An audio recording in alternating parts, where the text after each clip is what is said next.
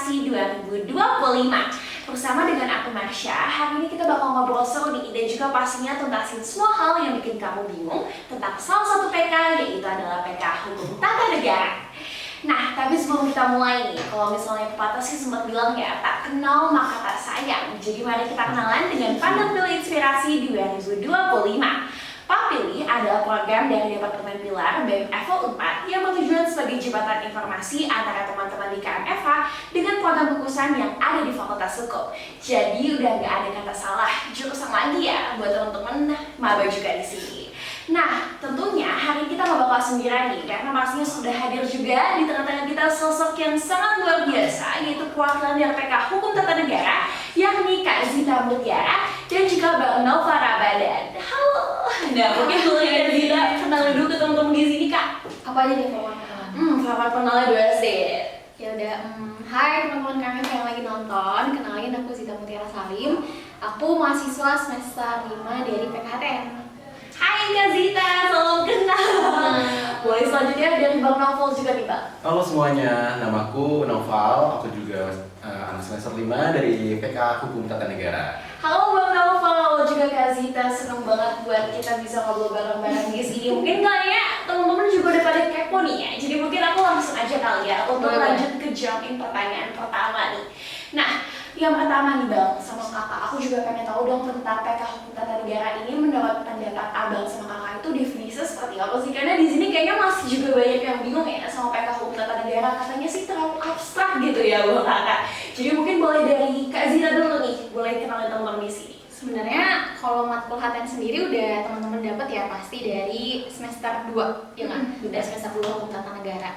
Kalau mau dianalogikan secara sederhana, sebenarnya kalau misalnya kita tinggal di sebuah rumah negara gitu, hukum tata negara itu yang akan mengatur siapa aja sih yang boleh menjadi yang mengisi jabatan-jabatan di rumah itu, atau gimana cara rumah itu tuh dijalankan fungsi-fungsinya gitu. Misalnya kayak fungsi-fungsi lembaga yudikatif, legislatif, eksekutif, dan lain sebagainya gitu. Dan mungkin bisa dibilang nggak selalu abstrak, karena kan memang kita hidup bernegara kan, kita selalu aktual dan disitulah hukum tata negara itu mempelajari hal tersebut. Oke, jadi kalau misalnya dari Kak Zita itu menganalogikannya sebagai suatu rumah yang pastinya selalu ada yang kontrol juga ya Kak, dan hal ini adalah negara. Dan kalau misalnya dari Bang Novel juga nih Bang, aku pengen nanya sebenarnya dari alasan sih, kalau misalnya Abang tuh alasan pertama kali untuk masuk ataupun terjun ke PK Hukum Tata Negara, karena kayaknya dengar-dengar tuh juga agak susah ya Bang, makanya aku pengen tahu nih untuk dari pendapat Abang sendiri, gimana sih Bang gitu? Alasan kenapa aku masuk hukum tata negara karena memang pertama sebenarnya kita sebagai mahasiswa hukum kan tentu kita harus mempelajari semuanya kan, jadi tidak bisa kita spesifikin satu hal saja. Tapi kenapa demikian aku memilih PK Hukum Tata Negara? Karena yang aku lihat itu adalah gimana iklimnya, lingkungannya. Karena kami di Hukum Tata Negara itu selalu diajarkan ataupun didoktrin diskusi, sehingga iklim akademisnya cukup baik untuk membuat kita berkembang. Berarti kalau misalnya dari Abang itu dari lingkungan dan diskusinya juga ya? Oke, tapi kalau misalnya dari Kak Zita ada nggak pengalaman yang buat kakak tuh pengen terjun gitu ke PK Hukum Tata Negara? Sebenarnya kalau pengalaman, karena aku emang sebelum memilih PK tuh banyak berinteraksi sama orang-orang HTN, dan aku melihat orang-orang HTN ini dia egaliter dan sangat, benar kata Novel tadi, sangat menjunjung tinggi diskusi dan keilmuan gitu. Jadi aku sangat tertarik gitu. Dan sebenarnya kalau masalah keilmuan, aku memilih PK itu karena nanti kita di PK kita akan belajar gitu ya.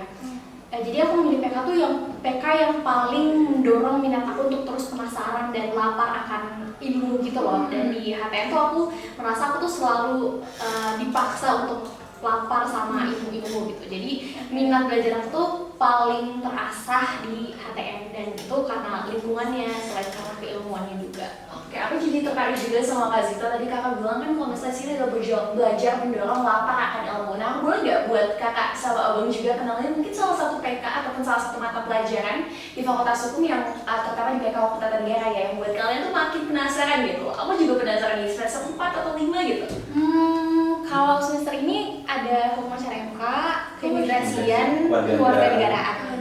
Sebenarnya semuanya seru, tapi kayaknya yang paling seru acara MK kali ya, soalnya kita belajar gimana sih cara beracara di Mahkamah Konstitusi gitu. Tapi ranahnya kadang nggak sampai praktis, kita juga maksudnya nggak cuma filosofis tapi sampai ke praktisnya juga, dan itu yang bikin kita menarik dari Reza ya. Oke, tapi kalau misalnya kita bahas tentang lingkungan nih, abang kakak di Fakultas Hukum terutama di bagian PK Hukum Tata Negara, gimana sih pengalaman untuk berinteraksi sama dosen-dosennya? Kita lihat kan Prof. Susi juga salah satu dosen yang memang sering juga memberikan kuliah umum, dan itu hubungannya juga erat dengan Hukum Tata Negara. Kemarin juga buat teman-teman yang belum tahu, mungkin maba-maba kita juga sempat mengundang Anies Baswedan juga ya untuk di Pakar Hukum Tata Negara. Makanya aku pengen tahu dari lingkungan itu emang supportive itu kan dengan ahli Hukum Tata Negara? Sebenarnya kita kalau ngomongin soal lingkungan, aku sendiri bisa bilang nggak ada barrier yang terasa antara dosen dan mahasiswa gitu ya, karena lingkungan yang dicipta emang lingkungan yang sangat egaliter dan sangat menunjung deliberasi. Betul banget. Nah terus tentunya karena nggak ada batasan tersebut, kita sering dilibatkan dalam kegiatan-kegiatan dosen, termasuk ketika dosen itu memiliki koneksi yang cukup luas. Misalnya kemarin seperti Kak Anies, lalu seperti hubungan dengan universitas di luar negeri, kami dilibatkan juga sebagai mahasiswa. Benar, karena mungkin di HTN itu ketika kita menjadi PKHTN kan HTN punya pusat studinya ya, PSKN itu biasanya ada beberapa program kerjanya yang mengikut sertakan mahasiswa-mahasiswa dari HTN juga. Nah, misalnya yang sekarang lagi dibuka nih adalah program magangnya, itu kita di encourage buat ikut. Nanti juga kalau misalnya PSKN atau HTN ingin mengundang dosen-dosen dari luar negeri, itu kami yang dijadikan panitia dan sebagainya. Jadi lingkungan antara dosen dan mahasiswanya memang sangat dekat gitu. Jadi kolaboratif. Wah, jadi sebenarnya nggak cuma akademik doang ya bang, kalau bisa berinteraksi, tapi juga non akademiknya seperti kepanitiaan tadi yang seperti mention sama abang kakak juga. Riset sih. Riset juga ya. Oh, wow, jadi makanya tertarik ya buat ngedalamin langsung. Tapi mungkin di sini aku pengen gali dari masing-masing individu nih, dari abang Naufal dan juga Kak Zinta. Nah, mungkin kita mulai masuk ke bidang-bidang akademik perlombaan kali ya. Karena aku yakin di sini juga kayaknya teman-teman juga kenal abang kakak ini kayaknya udah lomba banget nih. Udah pemudi PBL gitu ya. Jadi mungkin aku pengen nanya dari Bang Naufal dulu nih Bang. Kalau misalnya dari abang gimana sih Bang pengalaman selama ini mengikuti lomba dan juga kaitannya mungkin tentang PK Hukum Tata Negara ini, misalnya di constitutional drafting dan juga sama CMCC gitu. Apa yang menurut abang tuh merasa tuh kayak ini kalau misalnya jadi PK Hukum Tata Negara dengan lomba itu rasanya tuh makin relevan gitu ya? Boleh nih untuk abang kenalin juga. Oke, terkait lomba yang berkaitan dengan PK Hukum Tata Negara, betul tadi ada constitutional drafting dan juga constitutional record. Keduanya memang membahas terkait isu-isu konstitusi. Yang pertama itu penyusunan konstitusi, sedangkan yang kedua itu adalah di mana kita beracara di Mahkamah Konstitusi. Dan tentunya puji syukur kita di Unpad cukup baik dalam menangani dua lomba tersebut, dan karena memang ada support yang cukup besar dari kami, dari Hukum Tata Negara, dari PSKN, dari Departemen Hukum Tata Negara, dan ya itu patut dicoba sih. Oke. Mungkin Kak Zita mau nambahin juga mengenai constitutional drafting? Aku sih belum pernah ikut constitutional drafting dan CMCC, tapi dengar-dengar bakal ada tahun ini. Dan kalau dengar cerita-cerita dari former dan dari dosen-dosen HTN, kalau CMCC itu kita sering latihan bareng sama dosen justru. Gitu kan, sering di dosen tuh yang bertindak sebagai hakim atau bertindak sebagai ahli gitu. Jadi kayak worth untuk dicoba deh. Apalagi selinear dengan keilmuan di HTN. Wah, itu kalau boleh tahu kapan tuh Kak? Dan itu tuh lagi ikut social media. Mungkin teman-teman di sini juga udah ikut. Dari MK ya, jadi kita juga masih menunggu info dari MK-nya. Tapi abang sama Kak Zita juga pengen membuat join-join sih, anak HTN wajib sih ya. Oke, mungkin kalau misalnya aku pengen move ke Kak Zita dulu nih Kak. Kalau misalnya aku lihat Kak Zita kan juga aktif banget di lomba, terutama di debat ya. Dan kalau misalnya kita tahu juga di debat itu kan kebanyakan tuh kalau aku lihatnya tuh masih HTN ya Kak Zita. Nah, aku pengen nanya pengalaman dari Kak Zita selama mengikuti lomba dan juga relevansinya juga dengan PK yang Kakak pilih terutama di perlombaan debat. Sebenarnya memang salah satu pemantik kenapa aku join HTN juga karena dari dulu tuh udah terpapar banyak banget musik HTN gitu. Jadi pembahasannya HTN gitu. Dan fun fact-nya adalah dosen-dosen HTN tuh banyak yang former debat. Nah, jadi kadang emang kita sering konsultasinya tuh sama dosen-dosen HTN dan mereka sangat welcome banget gitu kan sama anak-anak yang pengen konsul gitu.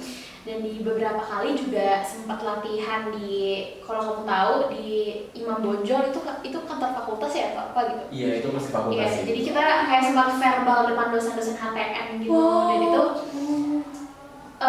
sangat ngerasa disupport gitu sih kalau dalam ikut perlombaan gitu.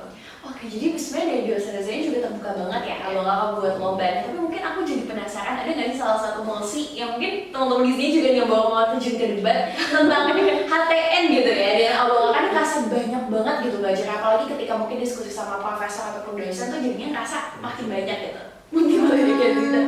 Aku sih yang paling unik mungkin ya, mosi pas aku ikut di lomba debat Bawaslu kemarin itu adalah jadi umur dari kepala daerah tuh dihitung pas dia dipilih, pas dia dilantik, bukan pas pencalonan. Itu tuh merujuk sama putusan nomor 60 ya? Aku lupa lagi nomornya. Kayaknya putusannya Indonesia Club itu loh. Okay. Itu tuh merespon dari isu itu terus dijadiin mosi Bawaslu gitu. Dan pas konsultasi sama dosen tuh ternyata memang ada 2 mata pisau yang bisa ditinjau gitu dan seru banget gitu. Oke, mungkin buat teman-teman juga yang pengen juga untuk ikut debat boleh juga ya teman-teman. Kira kan mosi seru-seru nih ya. Tapi mungkin kalau bisa dari Bang Novel sendiri ada nggak Bang salah satu mosi debat yang mungkin kalau misalnya aku lihat juga di terjangnya Bang Novel juga pernah ikut debat Polri ya. Nah itu ada hubungannya juga nggak sih Bang dengan HTN juga, aku pengen tahu. Mungkin kalau di debat ketika Polri itu aku nggak nyentuh HTN, tapi sebelumnya aku pernah di Semar. Itu membahas terkait konstitusional komplain. Jadi di intinya itu di luar negeri itu kalau misalkan kita sering dirugikan oleh negara, bentuknya apapun itu bisa diajukan ke MK dan kita nggak ada. Dan kita waktu itu diskusi dengan dosen-dosen HTN, Pak Adnan, Pak Mario, dan semuanya sangat welcome dan sangat into banget untuk membantu kita untuk membedah mosi tersebut. Oke, berarti kalau misalnya di sini aku pahamin juga sebenarnya dalam kita riset lomba juga emang dibantuin juga ya abang kakak sama dosen-dosen juga yang memang sangat welcome juga ya kalau misalnya di sini. Oke, selanjutnya aku juga pengen nanya nih abang kakak, kalau misalnya harus menggambarkan PK ini dalam satu kalimat untuk meyakinkan adik-adik tingkat terutama juga kita ya, semester 3 kan lagi milih PK juga ya. Boleh disebut satu kalimat buat meyakinin juga teman-teman di sini. Terbaik sih bakal. Terbaik. Satu kalimat. Satu kalimat atau satu kata bebas? Satu kalimat. Apa ya? Iya sih, kalau menurut aku tempat yang bikin kita striving, kelaparan akan ilmu gitu. Dan juga tempat kita untuk berkembang dan juga rumah.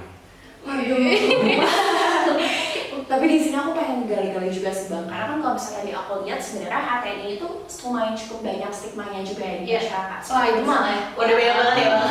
Seperti misalnya abstrak, terus kayaknya lulusannya dan lain-lain. Aku pengen tanya sebenarnya dari abang kakak juga, kalau misalnya melihat PK ini ataupun PK HTN, kira-kira ada nggak sih sebenarnya beberapa hal yang emang harus diluruskan juga buat teman-teman juga di sini biar nanti tuh insight kita juga jadi lebih banyak gitu ketika memilih PK gitu. Pertama sebenarnya yang Marsha bilang tadi tuh yang soal abstrak tuh sebenarnya menarik ya, karena abstrak ini lingkupnya sebenarnya apa gitu ya. Iya betul.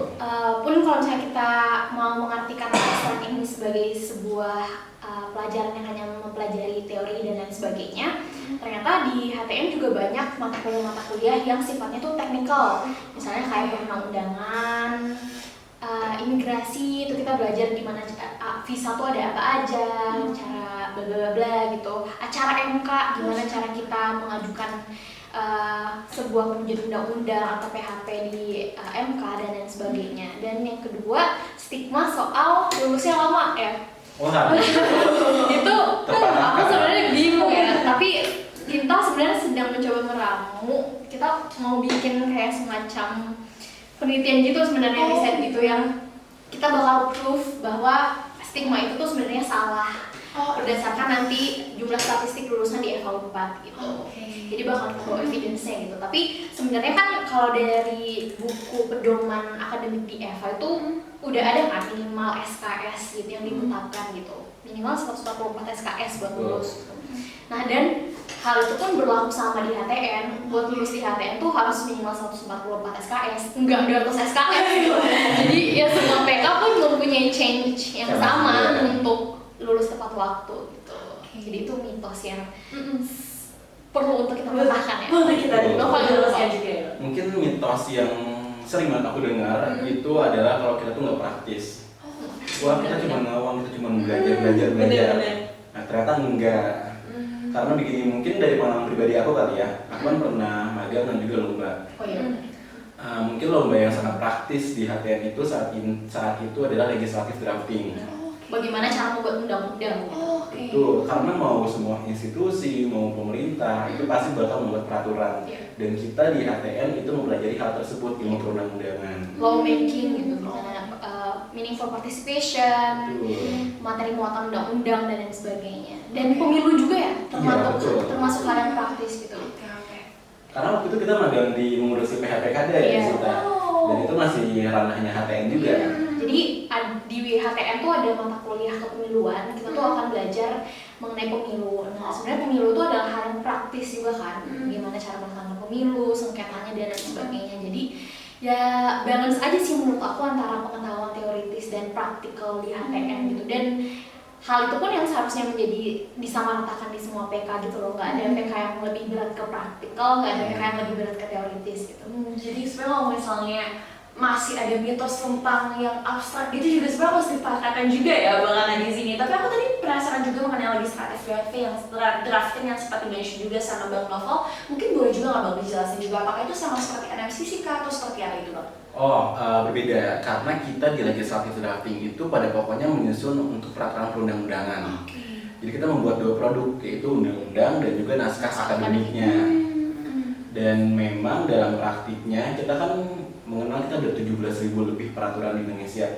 Mau itu undang-undang, mau itu peraturan OJK misal atau peraturan daerah, itu basis keilmuannya harus menggunakan ilmu perundang-undangan yang mana dipelajari saat kita legislative drafting. Tapi aku tadi penasaran kalau misalnya perundang-undangan itu tuh termasuknya itu PK wajib atau PK gimana tuh Bang Kakak? Aku kurang tahu kalau di angkatan di bawah 2023 ya, tapi kalau di angkatan aku itu masih jadi matkul wajib fakultas. Matkul wajib fakultas, jadi dipelajari juga sebenarnya semuanya. Tapi di sini aku pengen nanya sih, kalau tadi sempat di-mention juga mengenai magang ya buat Kakak. Ya tapi kan kalau misalnya magang yang seperti Kak Tawi, kayaknya kalau misalnya magang anak hukum itu kebanyakan mungkin bakal di law firm ya.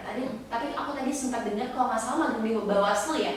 Apa gimana? Dari law firm juga juga. Tapi itu gimana tuh? Aku pengen nanya relevansinya dari kita magang di law firm, tapi kebetulan sengketanya tuh sengketa ketatanegaraan. Gitu. Jadi kepala-kepala daerah, gubernur, bupati, wali kota yang kalah dalam pemilihan itu kan bisa ngajuin sengketa ke Mahkamah Konstitusi. Nah nanti kebetulan law firm tempat aku sama Novel tuh yang jadi penasihat hukum dari KPU-nya gitu. Berarti sebenarnya aku baru tahu juga ya kalau misalnya ternyata bisa dibuat semacam adu konstitusinya juga ya, masalah konstitusi yang bisa diajuin ke law firm juga ya Bang Kakak? Sebenarnya jadi pengacara KPU-nya. Pengacara KPU-nya. Itu rezimnya undang-undang pilkada. Kalau misalnya tadi kita mau bahas tentang magang. Jadi sebenarnya anak HTN pun bisa jadi lawyer ya? Betul, banyak kok yang kita ya. Nah tadi aku tuh pengen nanya sebenarnya mengenai profesi sih Abang Kakak. Kalau misalnya kan kita tuh kayaknya membayangin HTN itu bakal jadi kayak hakim konstitusi gitu.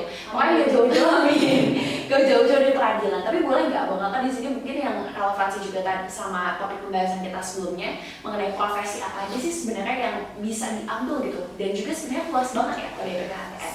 Sebenarnya yang paling pertama harus kita lurusin adalah ketika kita lulus dari EVA adalah kita akan menjadi sarjana hukum gitu, SH, bukan SHTN atau SH ekonomi atau SH Tiki gitu. Jadi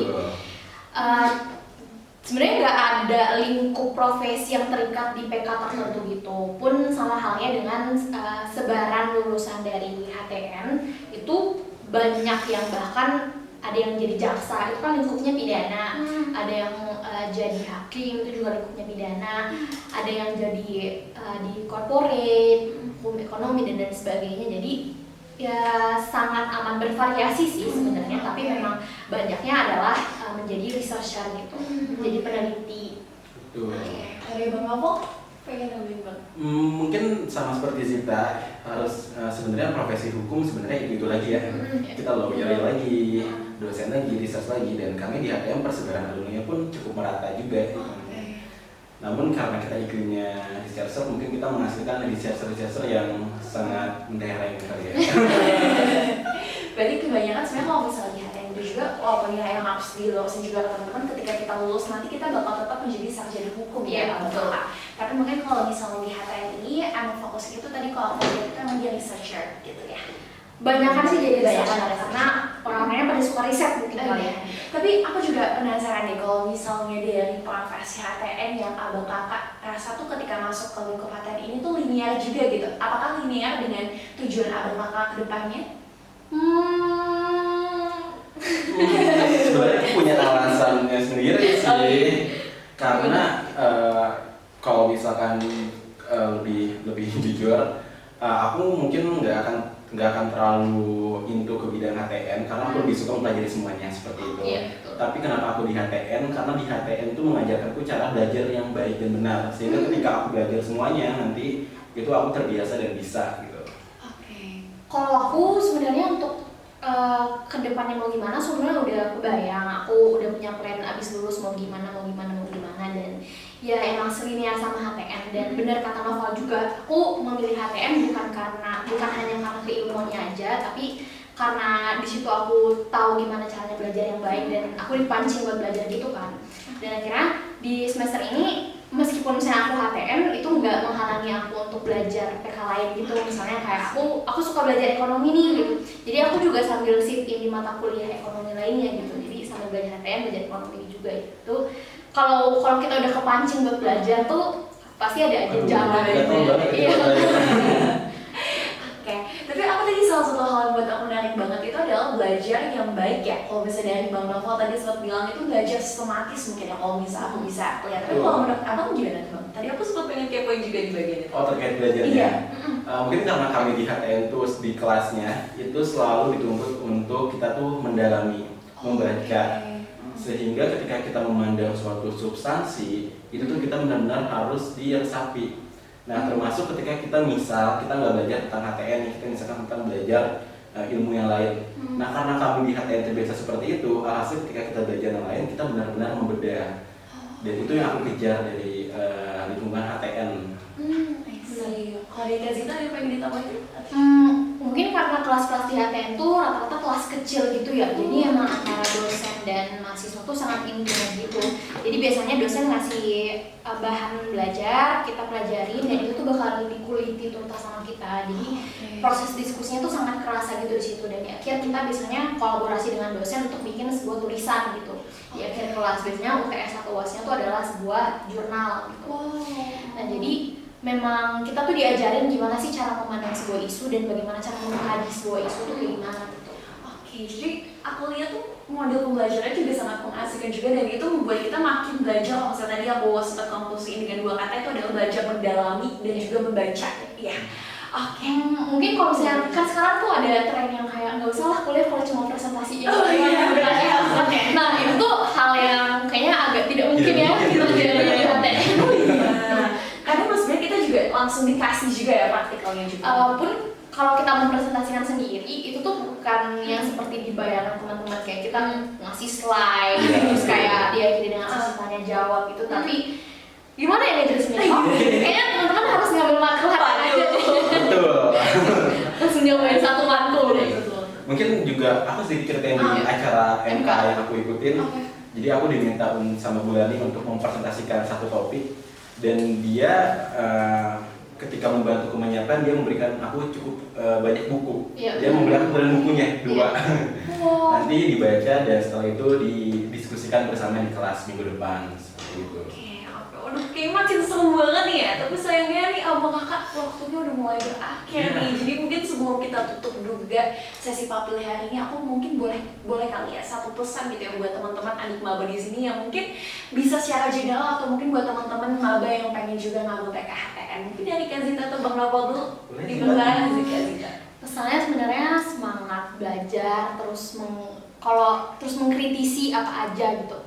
Kalau misalnya kalian bingung mau nyari PK apa, coba belajar semuanya aja dulu gitu. Belajar semua mata kuliah di masing-masing PK tuh dikepoin aja semuanya.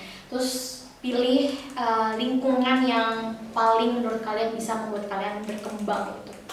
Betul. Mungkin sedikit mengutip Prof. Susi yang pernah disampaikan waktu itu. Salah satu kekuatan sarjana hukum itu ketika dia berbicara, menulis, dan juga berpikir. Dan mungkin kami di PK Hukum Tata Negara itu kami diajarkan untuk terus mengasah ketiga kemampuan tersebut. Jadi ayolah gabung. Oh terakhir kemarin tuh kita sempat ada acara kayak kuliah umum gitu sama University of Washington gitu. Dia bilang sebagai mahasiswa hukum tuh harus belajar, but don't forget to have fun gitu. Waduh, ini kayak teman-teman di sini makin pengen masuk nih ya. Makanya tadi ada 3 kata juga yang merasa aku kayaknya ini bakal aku terus aku ingat sampai aku lulus ya, berbicara, menulis dan juga berpikir. Oke, baik teman-teman, sayang banget nih ya, waktunya tuh udah mulai habis nih dan rasanya akan kita cukupkan juga sampai sekarang. Sekali lagi aku juga ingin mengucapkan terima kasih banyak kepada Kak Zita dan juga Bang Noval atas waktunya. Seru banget kita bisa berdiskusi juga tentang hukum HTN dan juga kita juga berdiskusi banyak tentang lomba-lomba juga. Sekali lagi aku ingin mengucapkan terima kasih banyak kepada Kak Zita dan juga Bang Noval. Dan sampai jumpa teman-teman di Panopil Inspirasi Podcast berikutnya. Dadah! Bye! Bye.